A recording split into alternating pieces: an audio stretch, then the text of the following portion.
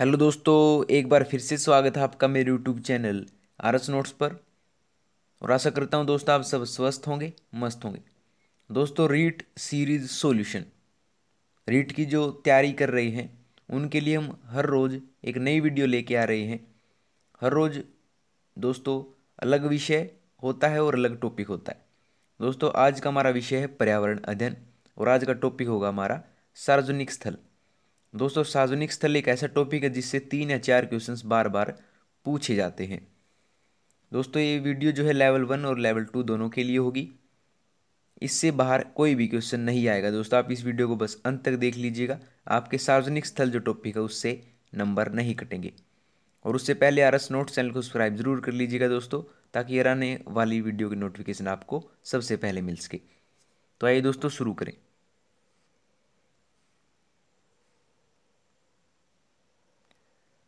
पहला है, भारत में प्रथम यात्री रेलगाड़ी की शुरुआत कब हुई? भारत में प्रथम यात्री रेलगाड़ी की शुरुआत कब हुई? दोस्तों, ये हुई थी, सबको पता होना चाहिए, 1853 में।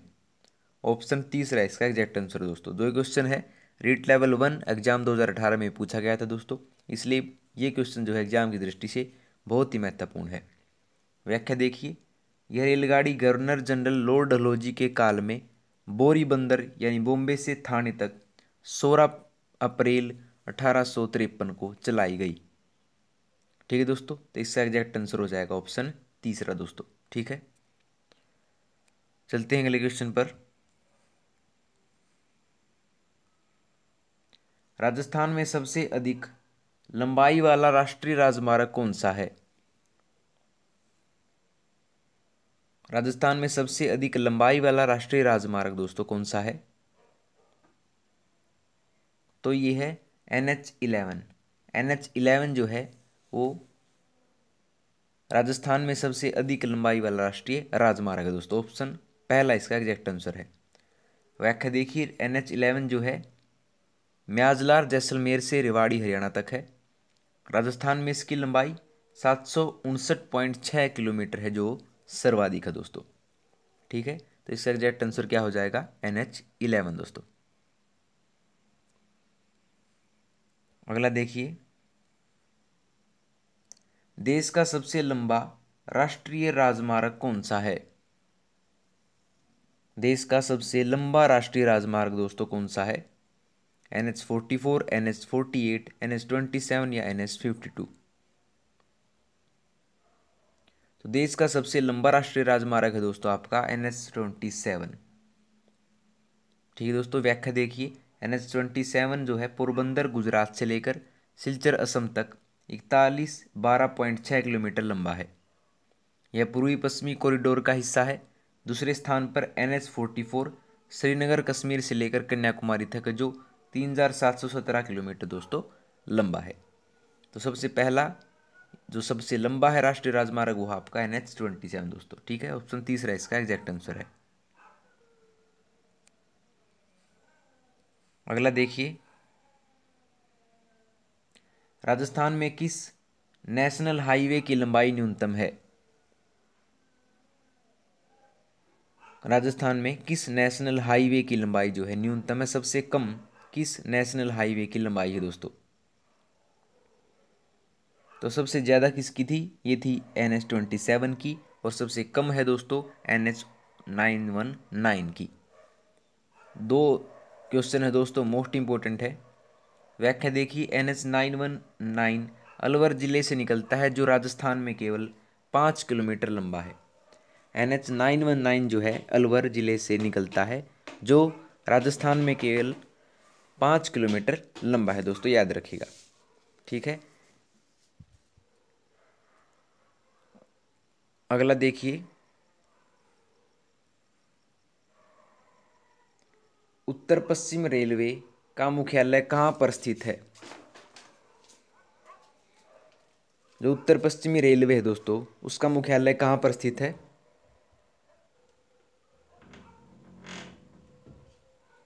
जयपुर, उदयपुर, जोधपुर या अजमेर? तो दोस्तों इसका आंसर एग्जैक्ट आंसर होगा जयपुर में। उत्तर पश्चिम रेलवे का जो मुख्यालय है दोस्तों, वो है आपका जयपुर में स्थित है दोस्तों। ऑप्शन पहला इसका एग्जैक्ट आंसर है। ठीक है दोस्तों, ये जो क्वेश्चन है राजस्थान पुलिस कांस्टेबल परीक्षा 2010 और बीएसटीसी प्रवेश परीक्षा 2016 में भी पूछा गया था दोस्तों। अगला देखिए, पाकिस्तान से आने वाली थार एक्सप्रेस ट्रेन का राजस्थान में प्रथम स्टेशन कहाँ है? पाकिस्तान से आने वाली थार एक्सप्रेस ट्रेन का राजस्थान में प्रथम स्टेशन कहाँ है दोस्तों? तो सबसे प्रथम स्टेशन है मुनाबाव। मुनाबाव जो है ये इसका प्रथम स्टेशन दोस्तों। ऑप्शन दूसरा इसका एग्जैक्ट आंसर होगा। अगला देखिए, निम्न में से कौन सा सार्वजनिक स्थल है? निम्न में से कौन सा इनमें से सार्वजनिक स्थल है दोस्तों? तो विद्यालय व अस्पताल भी सार्वजनिक स्थल है, रेलवे स्टेशन भी और बस स्टैंड व पार्क भी, जो सभी ये तीनों ही दोस्तों सार्वजनिक स्थल हैं। तो उपरोक्त सभी इसका एग्जैक्ट आंसर होगा दोस्तों, ऑप्शन फोर्थ।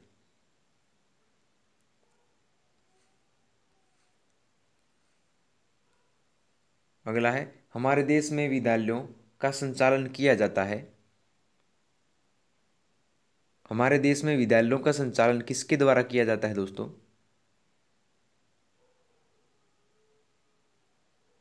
तो ये किया जाता है ऑप्शन नंबर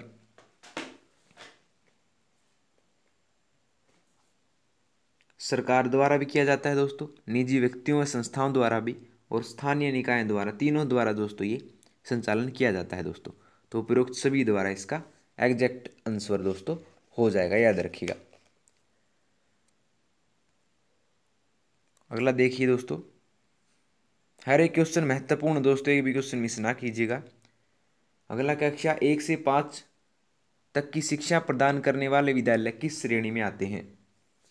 कक्षा 1 से 5 कक्षा तक की शिक्षा प्रदान करने वाले विद्यालय किस श्रेणी में आते हैं? तो ये आते हैं दोस्तों प्राथमिक विद्यालय में। ये प्राथमिक विद्यालय में दोस्तों आते हैं। ऑप्शन तीसरा इसका एग्जैक्ट आंसर होगा।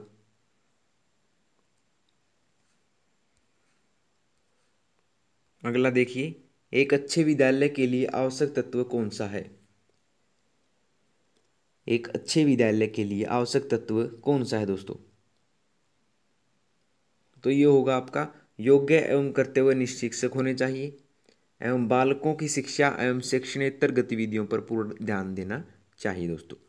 शिक्षक जब अच्छे होंगे और बालक जब अच्छे होंगे तो इनसे जो है अच्छे विद्यालय का निर्माण होगा दोस्तों। तो उपरोक्त पहला व दो दोनों इसका आंसर है दोस्तों। ठीक है, अगला देखिए, सार्वजनिक संपत्ति वह संपत्ति होती है। सार्वजनिक संपत्ति कौन सी संपत्ति होती है जिसका हम सभी उपयोग करते हैं? ठीक है, जो किसी की निजी संपत्ति नहीं होती और जिस पर सभी देशवासियों का अधिकार होता है दोस्तों। ये तीनों ही बातें जो हैं सार्वजनिक संपत्ति को इंगित करती हैं। तो उपरोक्त सभी इसका आंसर हो जाएगा, ऑप्शन फोर्थ दोस्तों। ठीक है, चलते हैं अगले क्वेश्चन पर।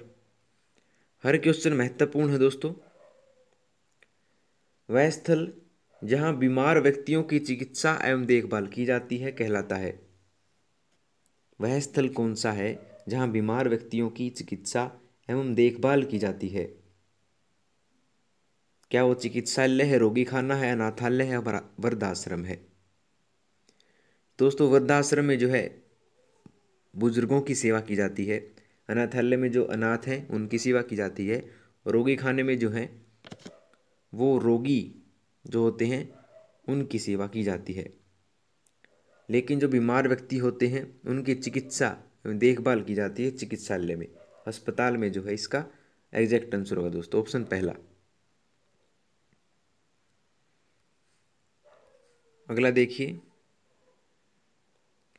निम्न में से सार्वजनिक संपत्ति कौन सी है? निम्न में से सार्वजनिक संपत्ति दोस्तों बतानी है कि पहला देखिए, सड़क, रेल, सरकारी बसें, तीनों ही दोस्तों ये सार्वजनिक संपत्तियां हैं। हैंडपंप, कुआं व बावड़ी, तीनों से ही दोस्तों पानी निकालते हैं, लोग पीते हैं। सार्वजनिक संपत्ति है। विद्यालय, चिकित्सालय व बस स्टैंड तीनों का ही उपयोग किया जाता है दोस्तों लोगों द्वारा। तो तीनों ही दोस्तों ये आपकी सार्वजनिक संपत्तियां हैं। तो उपरोक्त सभी दोस्तों इसका एग्जैक्ट आंसर होगा। ठीक है, अगला देखिए, पानी, बिजली, चिकित्सा, शिक्षा, यातायात, डाकघर, बैंक आदि हैं।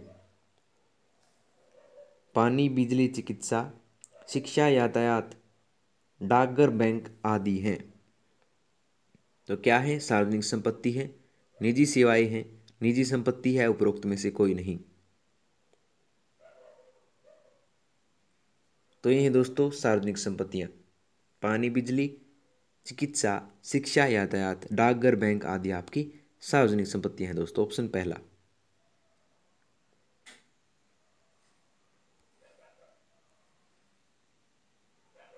अगला, सड़क पर गड्ढे करने या पत्थर डालने या रेल पटरियां उखाड़कर यातायात बाधित करने का परिणाम क्या होता है? सड़क पर गड्ढे करने या पत्थर डालने या रेल पटरियां उखाड़कर यातायात बाधित करने का परिणाम दोस्तों क्या होता है? तो ये होता है, लोग समय पर अपने गंतव्य स्थान नहीं पहुंच पाते, जहां पर लोगों को जाना है वो नहीं पहुंच पाते। रोगी व्यक्ति को समय पर चिकित्सा सुविधा नहीं मिल पाती। जो एम्बुलेंस हैं दोस्तों उनको भी उनका रास्ता में रुकावट आती है। कई लोगों के महत्वपूर्ण कार्य नहीं हो पाते। तो उपरोक्त सभी दोस्तों इसका एग्जैक्ट आंसर होगा। तीनों ही जो हैं ये, इससे रेल पटरियाँ अगर उखाड़ी जाएं या सड़क पर गड्ढे किए जाएं तो इसके परिणाम ये हो सकते हैं। ठीक है दोस्तों, अगला देखिए, भारत में रेलों का संचालन कौन करता है? भारत में रेलों का संचालन कौन करता है? व्यापारी, कंपनियां, केंद्र सरकार या राज्य सरकारें? भारत में रेलों का संचालन जो है दोस्तों ये करते हैं केंद्र सरकार। केंद्र सरकार के अधीन आती हैं दोस्तों रेल संचालन। ठीक है दोस्तों, अगला देखिए, आपको बताना है दोस्तों निम्न में से कौन रेल मंत्री नहीं रहा? रेल मंत्री कौन नहीं रहा दोस्तों? ममता बनर्जी, नीतीश कुमार, चंद्रबाबू नायडू या प्रणब मुखर्जी? दोस्तों ममता बनर्जी भी रेल मंत्री रह चुकी हैं, नीतीश कुमार भी और प्रणब मुखर्जी भी दोस्तों। लेकिन जो चंद्रबाबू नायडू हैं वो कभी भी रेल मंत्री नहीं रहे दोस्तों। ऑप्शन तीसरा, चंद्रबाबू नायडू इसका एग्जैक्ट आंसर होगा दोस्तों। ठीक है, अगला देखिए, मीटर गेज व नैरो गेज को ब्रॉड गेज में किस परियोजना के तहत परिवर्तित किया जा रहा है? दोस्तों जो रेल की पटरियां होती हैं वो तीन प्रकार की होती हैं, नैरो गेज, मीटर गेज और ब्रॉड गेज। तो दोस्तों मीटर गेज व नैरो गेज को ब्रॉड गेज में किस परियोजना के तहत परिवर्तित किया जा रहा है? तो ये किया जा रहा है दोस्तों प्रोजेक्ट यूनिगेज के अंतर्गत। ऑप्शन पहला दोस्तों इसका एग्जैक्ट आंसर होगा। मोस्ट इंपोर्टेंट क्वेश्चन है दोस्तों। अगला देखिए, बहुत ही महत्वपूर्ण क्वेश्चन है दोस्तों। देखिए, समझौता एक्सप्रेस ट्रेन किस दो देशों के मध्य चलती है? समझौता जो एक्सप्रेस है वो किन दो देशों के मध्य चलती है? नेपाल भारत, भारत पाकिस्तान, बांग्लादेश भारत या म्यांमार बांग्लादेश? तो जो समझौता एक्सप्रेस है दोस्तों वो चलती है आपकी भारत पाकिस्तान के मध्य। ऑप्शन दूसरा इसका एग्जैक्ट आंसर होगा दोस्तों। अगला देखिए, किस वर्ष में सांगानेर हवाई अड्डे को अंतर्राष्ट्रीय हवाई अड्डे का दर्जा प्राप्त हुआ? किस वर्ष में जो है सांगानेर हवाई अड्डे को अंतर्राष्ट्रीय हवाई अड्डे का दर्जा प्राप्त हुआ है दोस्तों? तो ये हुआ है 2006 में। 2006 में जो है सांगानेर हवाई अड्डे को अंतर्राष्ट्रीय हवाई अड्डे का दर्जा प्राप्त हुआ है दोस्तों। ऑप्शन दूसरा।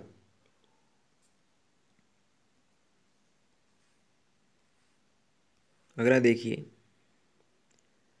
रेलवे की छोटी लाइन या नैरो गेज जिसे कहा जाता है राजस्थान के किस जिले में है?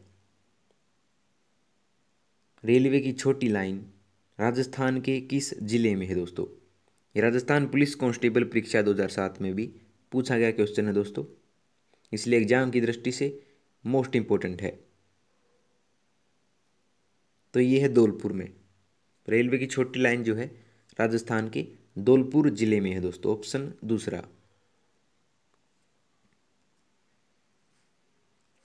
अगला देखिए,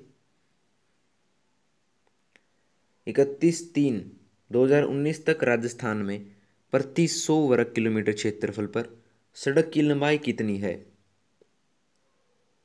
31/3/2019 तक राजस्थान में प्रति 100 वर्ग किलोमीटर क्षेत्रफल पर सड़क की लंबाई कितनी है?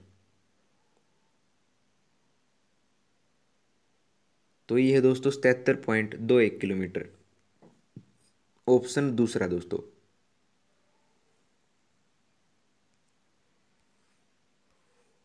अगला है, मध्य रेलवे के अंतर्गत राजस्थान का कौन सा जिला आता है? जो मध्य रेलवे है उसके अंतर्गत राजस्थान का कौन सा जिला आता है? तो यह आता है दोस्तों मध्य रेलवे के अंतर्गत धौलपुर, ऑप्शन दूसरा इसका एग्जैक्ट आंसर होगा दोस्तों।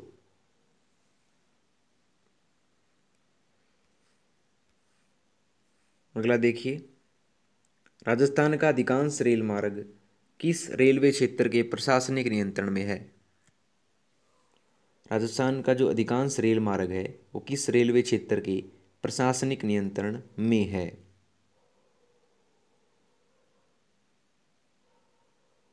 ये है आपके उत्तर पश्चिमी रेलवे जो है क्षेत्र में, ये आपका राजस्थान का अधिकांश रेल मार्ग स्थित है दोस्तों, ऑप्शन दूसरा।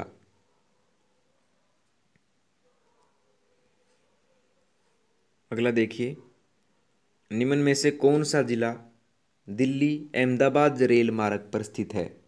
मोस्ट इंपोर्टेंट क्वेश्चन है दोस्तों एग्जाम की दृष्टि से। निम्न में से कौन सा जिला दिल्ली अहमदाबाद रेल मार्ग पर स्थित है?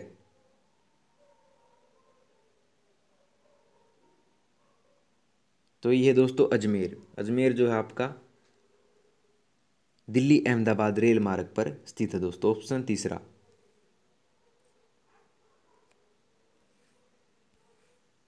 अगला देखिए, तो राजस्थान का निम्न में से कौन सा जिला राष्ट्रीय राजमार्ग संख्या 11 पर स्थित है? राजस्थान का निम्न में से कौन सा जिला राष्ट्रीय राजमार्ग संख्या 11 पर स्थित है दोस्तों? क्या वो कोटा है, जैसलमेर है, अजमेर है, चूरू है? तो इसका आंसर होगा दोस्तों जैसलमेर। जो जैसलमेर जिला है वो राष्ट्रीय राजमार्ग संख्या 11 पर स्थित है दोस्तों, ऑप्शन दूसरा।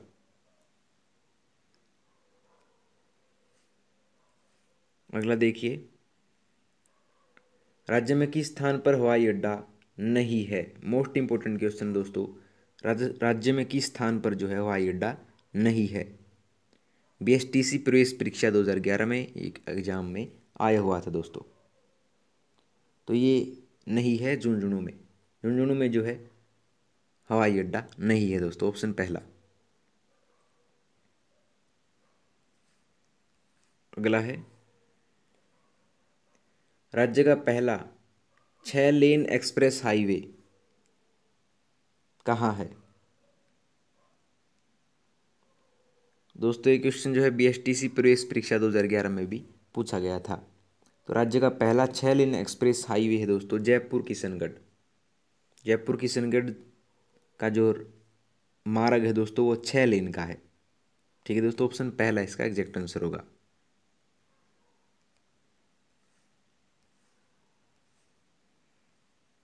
अगला है मोस्ट इंपोर्टेंट क्वेश्चन दोस्तों कि राष्ट्रीय राजमार्ग संख्या 11 राजस्थान में किन जिलों को जोड़ती है? राष्ट्रीय राजमार्ग संख्या 11 राजस्थान में किन जिलों को जोड़ती है?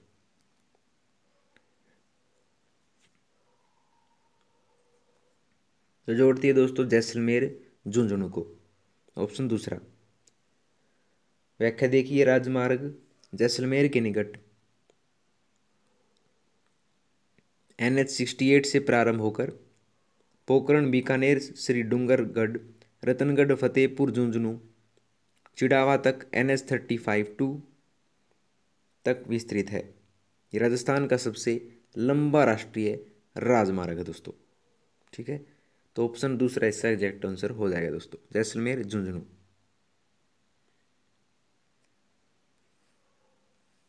अगला देखिए, हर क्वेश्चन महत्वपूर्ण है दोस्तों, एक भी क्वेश्चन मिस ना कीजिएगा।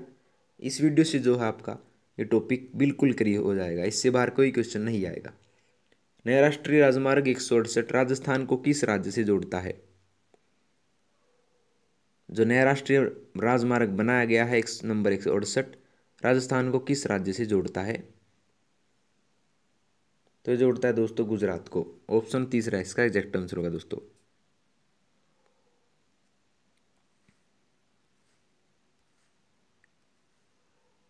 अगला, राष्ट्रीय राजमार्ग संख्या 21 राजस्थान के किस जिले से नहीं गुजरता है? राष्ट्रीय राजमार्ग संख्या 21 राजस्थान के किस जिले से नहीं गुजरता है? दोस्तों भरतपुर भी गुजरती है, जयपुर भी और दौसा भी, लेकिन जो अलवर है वो राष्ट्रीय राजमार्ग संख्या 21 से नहीं गुजरता है दोस्तों। ऑप्शन दूसरा इसका एग्जैक्ट आंसर होगा।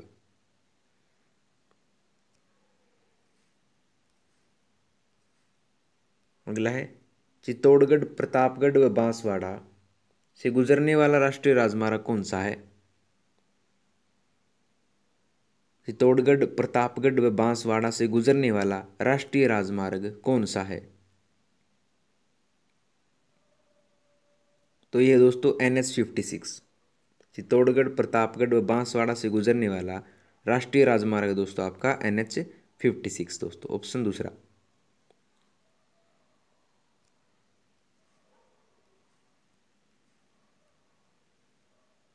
अगला, राष्ट्रीय राजमार्ग 448 राजस्थान के एक ही जिले के किन स्थानों से गुजरता है? राष्ट्रीय राजमार्ग 448 राजस्थान के एक ही जिले के किन स्थानों से गुजरता है? तो ये गुजरता है दोस्तों किशनगढ़, अजमेर, नसीराबाद से होकर। ऑप्शन पहला दोस्तों इसका आंसर होगा। अगला देखिए, अगला, देश में पहला लोको इंजन 1895 ईस्वी में कहाँ निर्मित हुआ? मोस्ट इंपॉर्टेंट क्वेश्चन है दोस्तों हर एग्जाम की दृष्टि से, कि देश का पहला लोको इंजन 1895 ईस्वी में कहाँ निर्मित हुआ? ये हुआ था अजमेर राजस्थान में। अजमेर राजस्थान में जो है देश का पहला लोको इंजन स्थापित निर्मित हुआ था दोस्तों। ऑप्शन पहला।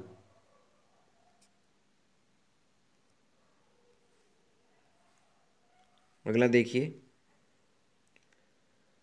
राष्ट्रीय शिक्षा नीति 1986 के तहत केंद्र सरकार द्वारा देश भर में स्थापित किए गए आवासीय विद्यालय कौन से हैं?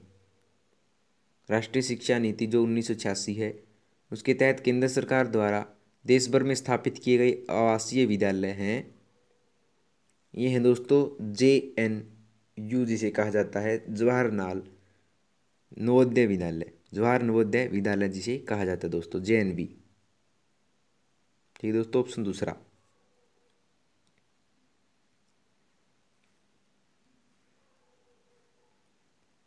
अगला है, एक अच्छे विद्यालय में कौन सी सुविधा होना लाजमी है? दोस्तों क्या होना चाहिए एक अच्छे विद्यालय में? तो दोस्तों अच्छे पुस्तकालय की सुविधा होनी चाहिए, बड़ा खेल का मैदान होना चाहिए, कंप्यूटर शिक्षा हेतु आवश्यक मात्रा में कंप्यूटर एवं कंप्यूटर शिक्षकों की उपलब्धता होनी चाहिए। तो तीनों ही बातें ये होनी चाहिए दोस्तों। तो उपरोक्त सभी इसका एग्जैक्ट आंसर हो जाएगा।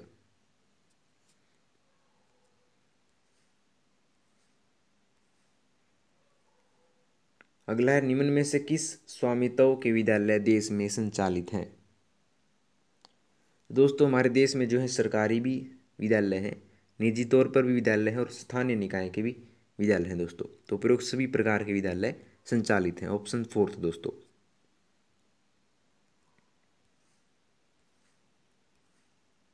अगला है राजस्थान में निम्न में से चिकित्सालय का प्रकार है। राजस्थान में निम्न में से चिकित्सालय का प्रकार कौन सा है? दोस्तों सामुदायिक स्वास्थ्य केंद्र भी होते हैं, प्राथमिक स्वास्थ्य केंद्र भी, और औषधालय एवं उप स्वास्थ्य केंद्र भी जो है चिकित्सालय के प्रकार हैं दोस्तों। तो उपरोक्त सभी इसका आंसर होगा। ठीक है दोस्तों। और अंतिम है दोस्तों इस टॉपिक का कि डाकघर द्वारा प्रदान की जाने वाली सेवाएं आपको दे रखी हैं। 5 जो सेवाएं दे रखी हैं। ठीक है दोस्तों। जो सही उत्तर है उसको हमने चयन करना है। देखिए पहला, तो डाकघर बचत बैंक होते हैं, बिल्कुल ठीक बात है दोस्तों। स्थायी जमा व आवर्ती जमा होते हैं। पत्रों व पार्सलों को एक स्थान से दूसरे स्थान पर भेजने की सुविधा होती है दोस्तों। रजिस्टर्ड व स्पीड पोस्ट सेवा होती है, बिल्कुल ठीक है। तत्काल मनी ऑर्डर सेवा भी होती है दोस्तों। तो पांचों ही जो है इसके आंसर होंगे दोस्तों। तो ABCDE इसका एग्जैक्ट आंसर होगा दोस्तों, ऑप्शन तीसरा। ठीक है। तो लीजिए दोस्तों, आपकी जो वीडियो है वो होती है कंप्लीट। अगर आपको वीडियो पसंद आई हो तो वीडियो को लाइक, शेयर और कमेंट करके ज़रूर बताइएगा दोस्तों। और RS नोट्स चैनल को सब्सक्राइब कर लीजिए। तो दोस्तों मिलते हैं आपसे अगली वीडियो में नए रोचक प्रश्नों के साथ। तब तक के लिए धन्यवाद दोस्तों।